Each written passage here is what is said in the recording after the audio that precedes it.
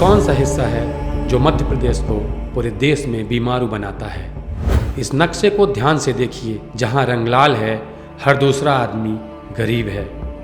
देश को मिलने वाले कोयले का 14% विंध्य क्षेत्र से जाता है। बिजली घर चलते हैं, घरों, दफ्तरों और कारखानों में रोशनी होती है, मशीनें चलती हैं। इसके बाद भी विंध्य के हाल बेहाल हैं। लाइमस्टोन यानी चूना भी यहाँ प्रचुर मात्रा में है। शहडोल, अनूपपुर, बांधवगढ़, सीधी घने जंगलों से होने वाली मोटी आमदनी है सरकार के लिए। कभी सोचा है आप गरीब क्यों हैं?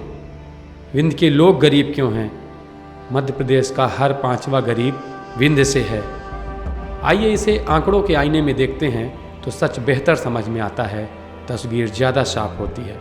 इस दशक की जनगणना हुई ही नहीं जिससे सच को ज़्यादा साफ देखा जा सकता था। विंध्य क्षेत्र की अनुमानित आबादी 1,15,00,000 है। सरकार चाहे केंद्र की हो या प्रदेश की, आंकड़े बताने में बहुत पारदर्शी नहीं है, खास तौर पर जब सच उन्हें शर्मिंदा करने वाला हो। पूरे भारत में आप कहाँ हैं?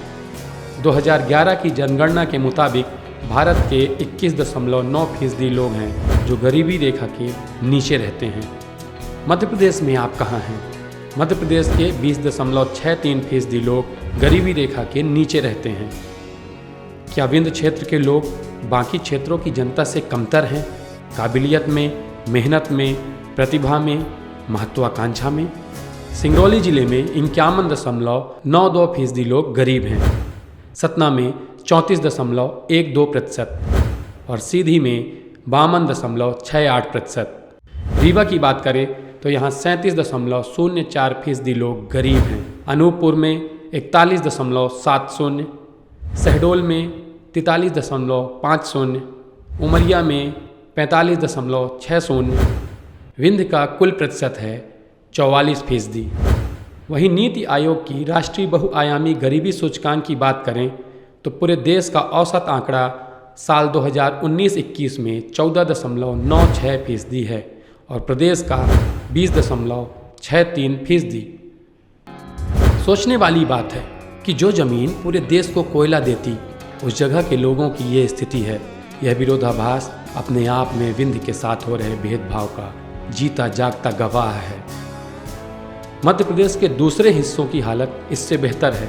मालवा में NSSO के 2011 के आंकड़ों के हिसाब से गरीबी दर 32% है और महाकौशल के 6 जिलों को मिलाकर गरीबी का प्रतिशत 36% के करीब है। आंकड़े पुराने हों या नए या फिर अनुमानित, सच तो यही है कि विंध्य ना सरकार की प्राथमिकता में कहीं है और ना ही इनके नुमाइंदों की। गरीबी से परेशान बुड़ई बंसल और अर्चना बंसल से बात करने पर उन्होंने ये बताया। अब मना हो गई है, कबाड़ी कबाड़ा बिना था तो हम मिलत कितना है, जौन मिलता रहा तो सरकार अब गाड़ी कचड़ा वाली निकाल दी, अब हम सब ले लेते हैं तो मना 150 पौता है तो एक टाइम का खर्चा होता ही है। तो एक टाइम बच्चन का मना खवा देते है, एक टाइम का खवाए। न मेरे पास घर होता तो क्या मैं रोड में पड़े होते, खाने को मेरे पास होता तो क्या रोड में पड़े होते। मेरे पास रहने की जगह नहीं है, कुन नहीं है, उसके बाद ना मड़ई बना के रह रहे हैं रोड में।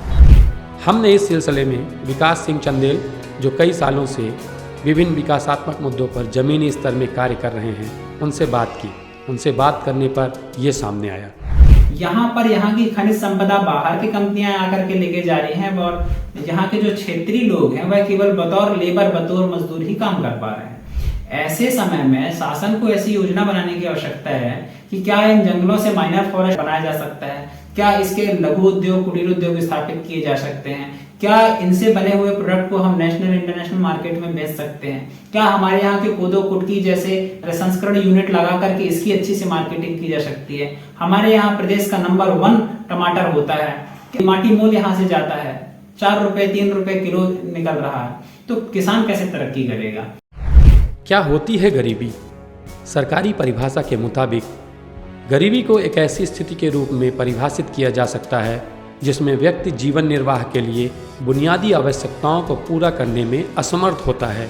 इन बुनियादी आवश्यकताओं में शामिल है रोटी, कपड़ा और मकान। चरम गरीबी अंत में मृत्यु की ओर ले जाती है। मुद्दे पर रीवा जिले के अपर कलेक्टर शैलेंद्र सिंह से बात करने पर उन्होंने ये कहा। कुछ परिस्थितियाँ ऐसे कुछ क्षेत्र विशेषों में जहाँ पर कि हम लोग पढ़ते हैं, कुछ क्षेत्र ऐसे होते हैं जहाँ पे उद्योग धंधे या दूसरी चीज़ें नहीं पहुँच पाती, तो कभी कभी ऐसी समस्याएं होती हैं कि दूसरे क्षेत्रों के मुकाबले वहाँ कुछ समस्याएं होती हैं। भारत में गरीब होने का मापदंड उन अफ्रीकी देशों के मुकाबले भी कमज़ोर है, जहाँ हमेशा अकाल और कुपोषण ज़्यादा होता है। अगर आप विंध्य के सच्चे नागरिक हैं तो जाहिर है इस बात पर न सिर्फ गौर करेंगे बल्कि अपने जनप्रतिनिधियों से सवाल भी करेंगे। आखिर कौन है जो आपके बच्चों का हक आपसे छीन रहा है?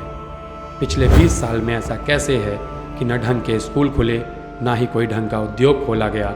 वे कौन सी ताकतें हैं, कौन लोग हैं जो विंध्य को आगे बढ़ते नहीं देखना चाहते? आपको सोचना पड़ेगा, विंध्य का हक अभी मांगें या फिर चुनें। गरीबी, बेरोजगारी और मुश्किलें, सोचिए, पूछिए, मांगिए, आपका हक है। चुप रहना विकल्प नहीं।